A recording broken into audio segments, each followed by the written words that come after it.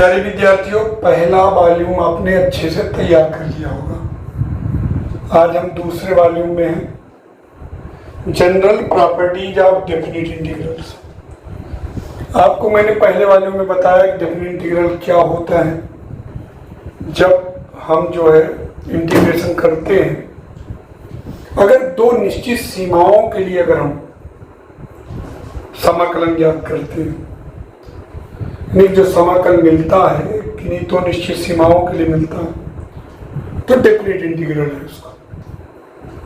और मैंने ये भी बताया कि यूनिक होता है, इसलिए इसको डेफिनिट इंटीग्रल कहते हैं। एससी के मान पे डिपेंड नहीं रहता है। आज हम कुछ इसकी प्रॉपर्टीज बताएंगे जो बहुत महत्वपूर्ण है, चाहे वो बोर्ड का एग्जाम हो, चाहे कोई इंजीनियरिंग का परीक्षा हो, सभी में आपको ये बहुत ही महत्वपूर्ण है, सभी के लिए बहुत महत्वपूर्ण है। तो जितनी प्रॉपर्टी है इसको आप अच्छे से विधिवत समझेंगे, उसका डेरिवेशन करेंगे और दोहराएंगे, और हमेशा काम देगा आपको आगे की भी क्लास में।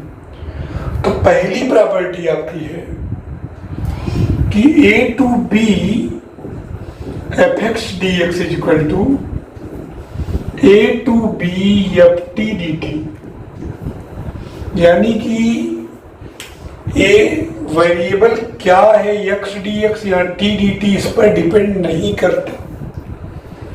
जैसे आपको सेम लिमिट पर sec स्क्वायर x dx हो और सेम लिमिट पर sec स्क्वायर t dt हो, तो दोनों का मान समान आएगा।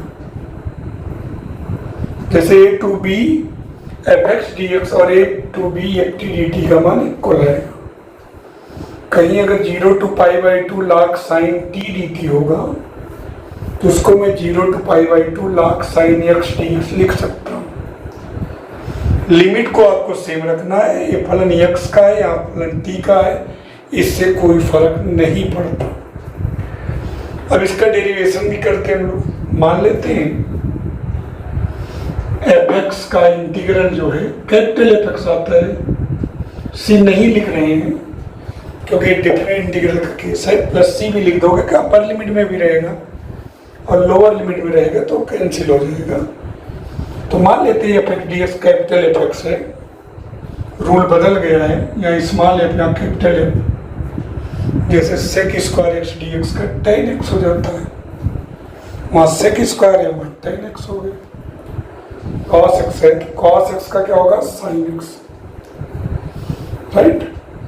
cos x का माइनस sin x, तो sin x का क्या होता है माइनस cos x।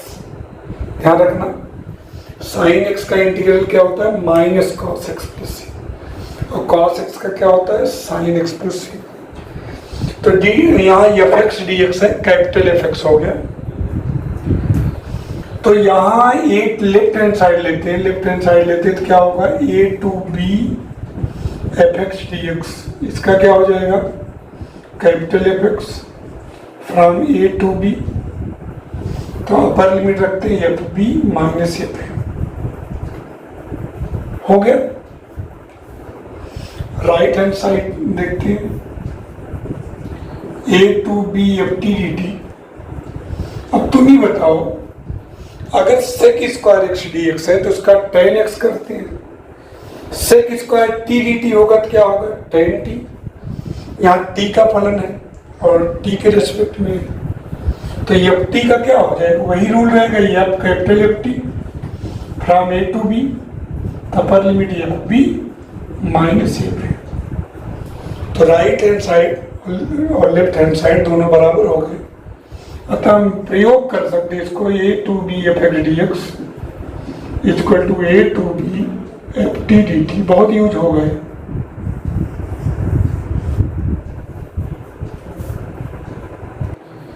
अगर लिमिट को चेंज कर दिया जाए a to b fx dx, तो हो जाएगा minus b to a fx dx। हर बच्चा ध्यान दें कि आपकी ये जो प्रॉपर्टी है इसमें हमने क्या किया है, लिमिट को चेंज कर दिया है। यानी कि a to b fx dx को हम लिख सकते हैं minus B to A F x D X. मान लेते हैं एफ एक्स डी एक्स क्या हो जाता है, कैपिटल एफ एक्स। अब लेफ्ट हैंड साइड लेते हैं, a to B F x D x है। अब एफ एक्स का कैपिटल एफ एक्स हुआ फ्रॉम ए टू बी, तो upper limit F B minus F a, right. अब राइट हैंड साइड लेते हैं, minus B to A F x D x. F x का क्या हुआ, capital F x, b to a, तो F ए minus F B bracket में रहेगा, तो माइनस के कारण पलट जाएगा एफ बी माइनस, यानी कि left hand side is equal to right hand side. यानी कि हम लिख सकते हैं a to B F x D x minus B to A F x D x. यानी कि हमने लिमिट चेंज किया, तो जो इंटीग्रल है उसकी साइन क्या हो गई, चेंज हो गई। A to B F x D x equal to minus B to A F x D x. Property third पर आते हैं।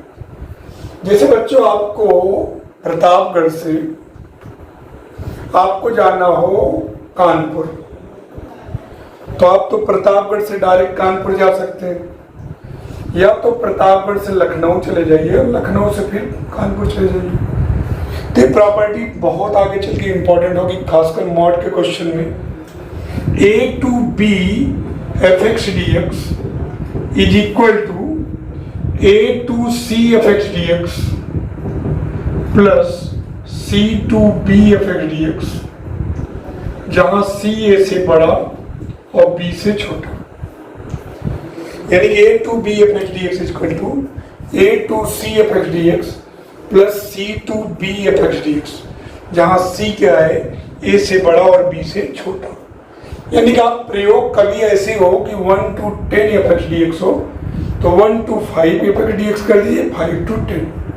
ये बहुत इंपॉर्टेंट आगे की जो प्रॉपर्टी उसको प्रूव करने में भी एक इसका काम रहेगा। तो a to B F x D x equal to a to c f x D x plus C to B F x D x, जहाँ सी ए से बड़ा और बी से कम है, plus C to B F x D x, जहाँ सी ए से बड़ा और बी से छोटा है। मान लेते हैं f x D x capital F x plus c नहीं मान रहे क्योंकि आप उसको समझ चुके हैं। अब यहाँ देखिए लेफ्ट हैंड साइड देखिए a to B F x D x है।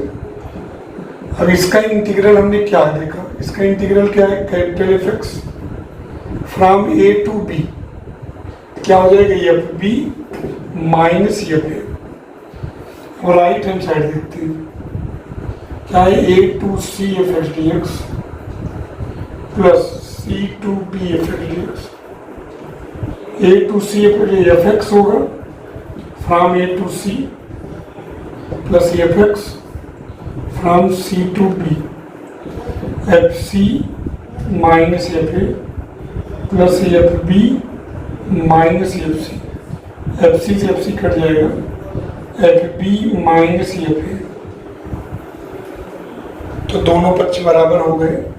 अतः आप लिख सकते हैं a to B F x D x equal to a to c f x D x plus C to B F x D x. Proof हो गया आपका। तीसरी प्रॉपर्टी आपकी हो गई।